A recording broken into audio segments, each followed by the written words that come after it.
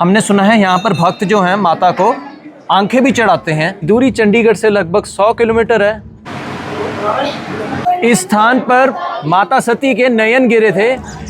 सो कैसे हैं आप सब?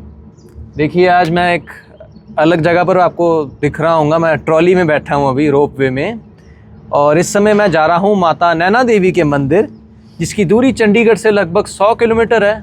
2 से ढाई घंटे का समय यहाँ पहुँचने के लिए लगता है।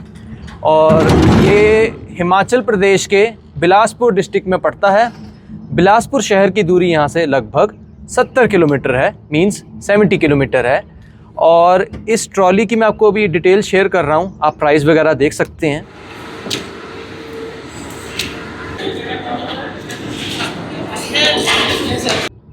और ये ट्रॉली का जो टाइमिंग है सुबह 7:50 से लेकर के शाम को 5:30 तक रहता है। तो चलिए आपको ऊपर लेकर चलते हैं।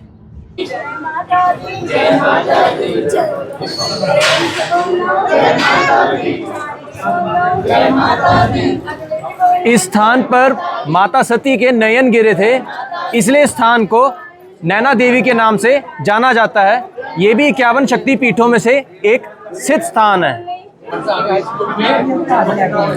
इस मंदिर में नैना देवी पिंडी रूप में स्थापित हैं, और उनके साथ साथ गणपति जी और मां भद्रकाली भी स्थापित हैं। इस मंदिर का निर्माण 630 ईस्वी में राजा बीरचंद के द्वारा किया गया था। तो चलिए आपको अंदर दर्शन करवाते हैं।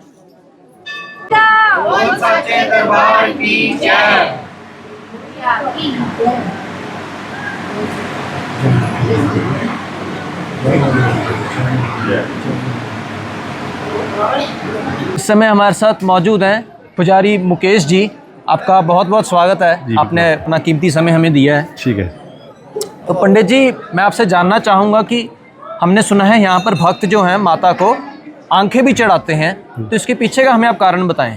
ऐसा है, यहाँ पे श्रद्धालु बड़े मन्नत लेके आते हैं, जिनकी आंखें की रोशनी चली जाती हैं या इनकी आंखें खराब हो जाती हैं, जिसके द्वारा डॉक्टरों को मना किया जाता है। तो यहाँ पे माता का उनका विश्वास बना हुआ है, आस्था बनी हुई है। तो फिर यहाँ पे माता को यहाँ पे परिवार से तो आते हैं कि माता जी हमारे बच्चों की आंखें जो है रोशनी ठीक हो जाए।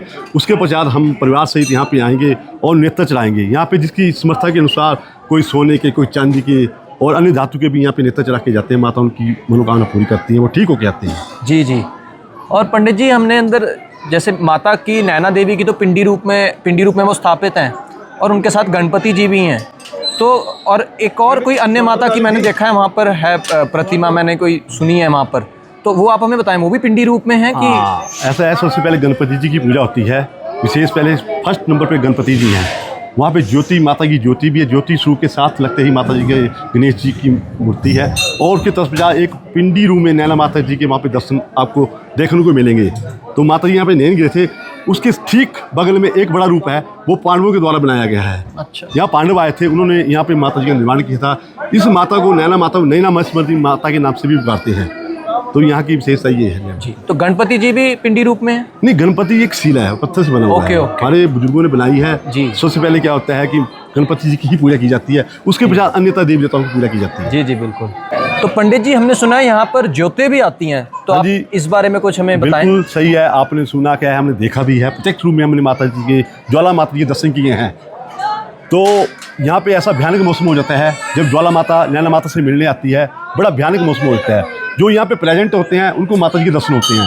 तो हम सबसे पहले वो देखिए, आपको मैं दिखाता हूँ, वो त्रिशूल है। सबसे पहले वहाँ पे ज्वाला माता आती हैं। अच्छा। तो हमें पता लगता है ये माँ आ रही हैं, तो हम उसके ऊपर यहाँ से जाके ऊपर जाते हैं, तो हम जय ज्वाला माँ बोलते हैं। तो हमारे इनके नाखून के ऊपर आती है माता, और डोरी पे, बर्फी, फूल पे माता जी आती हैं। तो यहाँ पे जो होते हैं उनको दर्शन होते हैं, हमने कई बार देखा है।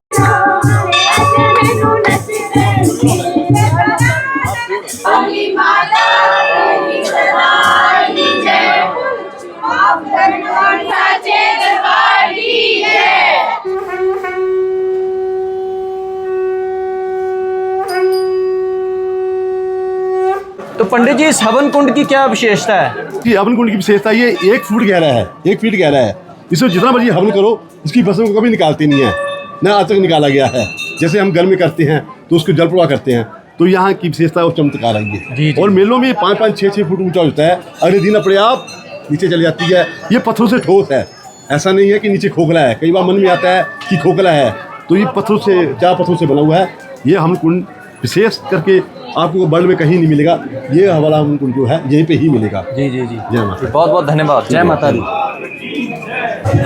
तो दर्शन करने के बाद भक्त इस स्थान पर आते हैं और यहाँ पर प्रसाद चढ़ाते हैं, और इसके बाद इस स्थान पर जहाँ पर माता के चरण हैं, यहाँ पर परिक्रमा पूरी होती है।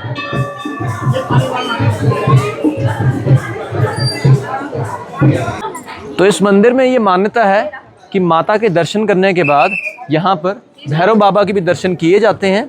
यहाँ पर एक पांव पर खड़े हुए भैरव बाबा की प्रतिमा है, तो यहाँ पर भी भक्त माथा टेकते हैं।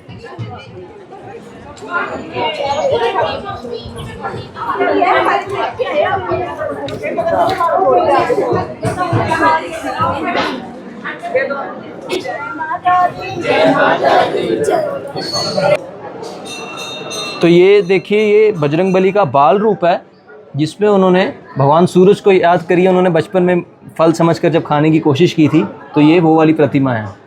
तो वैसे तो इस स्थान पर कई जगहों से लोग आते हैं, पर क्योंकि ये स्थान पंजाब बॉर्डर के एकदम पास है, तो यहाँ पर पंजाब और हिमाचल से अधिकतर लोग आते हैं।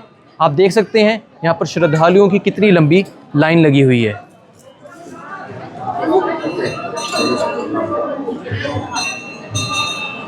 ये दक्षिण दिशा का द्वार है और इसको यम द्वार भी कहा जाता है।